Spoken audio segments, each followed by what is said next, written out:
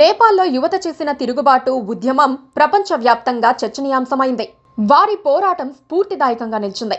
మన దేశంలోనూ అలాంటివి రావాలని కోరుకుంటున్నారు. ముఖ్యంగా అవినీతిపై విద్యుత్ శాఖ ఏడీఈగా పనిచేస్తోన్న వ్యక్తి జీతం 1,00,000 వరకు ఉంటుంది. ఆయన ఇంటిపై ఏసీబీ దాడులు చేస్తే 2 నుంచి 300 కోట్ల రూపాయల విలువైన ఆస్తులు బయటపడ్డాయి. ఇంత ఆస్తి ఆయన ఎలా సంపాదించగలిగాడా అని సామాన్యుడు కూడా ఆశ్చర్యపోతాడు. అతని ఇంట్లో దొరికిన నోట్లు చాలా చిన్న మొత్తం. ఆస్తులు బంగారం కట్టలు గుట్టలుగా పేర్చేసుకున్నారు. ఏసీబీ ఇటీవల కొంతమంది ఇరిగేషన్ అధికారుల ఇళ్లలో సోదాలు నిర్వహించింది. ఒక్కొక్కరికి కనీసం 200 కోట్లకు తక్కువ ఆస్తులు లేవు. ఇప్పుడు విద్యుత్ శాఖ అధికారి నిజానికి మీ ఇంటి చుట్టుపక్కల ఉన్న ఏ ప్రభుత్వ అధికారిని పరిశీలించినా వారి జీతానికి కూడబెట్టుకునే ఆస్తులకు పొంతనే ఉండదు.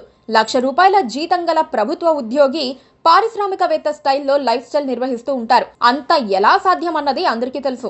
బాగా డబ్బులొచ్చే ఉద్యోగం చేస్తున్నారని అర్థం చేసుకుంటారు. ఆ డబ్బులు జీతం కాదు, లంచం. ప్రజలకు సేవ చేసేందుకే అన్ని విభాగాలు ఉన్నాయి. ఓ విద్యుత్ కనెక్షన్ కావాలంటే ఎన్నో కొర్రీలు పెడతారు. కానీ డబ్బులిస్తే మాత్రం ఏమీ ఉండవు. రోడ్డు మీద కట్టుకున్న ఇంటికైనా కనెక్షన్ ఇచ్చేస్తారు. ఇరిగేషన్ శాఖలో పనులు సరిగ్గా చెయ్యకపోయినా బిల్లులు చెల్లిస్తారు. రెవెన్యూలో అయితే చెప్పాల్సిన పనే లేదు. ప్రతి విభాగంలోనూ ఇలా అడ్డగోలుగా సంపాదించుకునేవారు ఎంతో మంది ఉన్నారు. ప్రజలకు పనులు చేయాల్సిన వారు బిల్లులు రిలీజ్ చేసే అధికారం ఉన్న ప్రతి ఒక్కరూ దోపిడీకి పాల్పడుతున్నారు.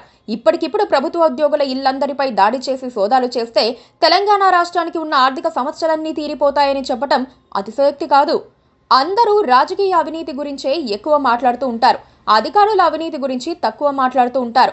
వాళ్ళు చెయ్యట్లేదా అని వీళ్ళు చెయ్యట్లేదా అని వాళ్ళు, ఇద్దరూ కలిసిపోయి కూడా లంచాలు మేసేస్తున్నారు.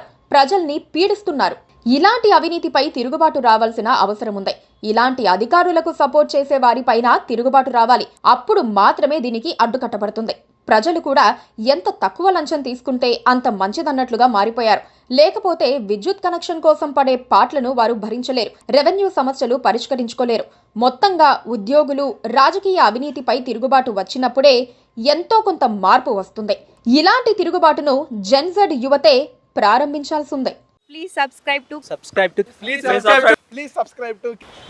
to KTV Telugu. KTV Telugu. KTV Telugu. KTV Telugu channel.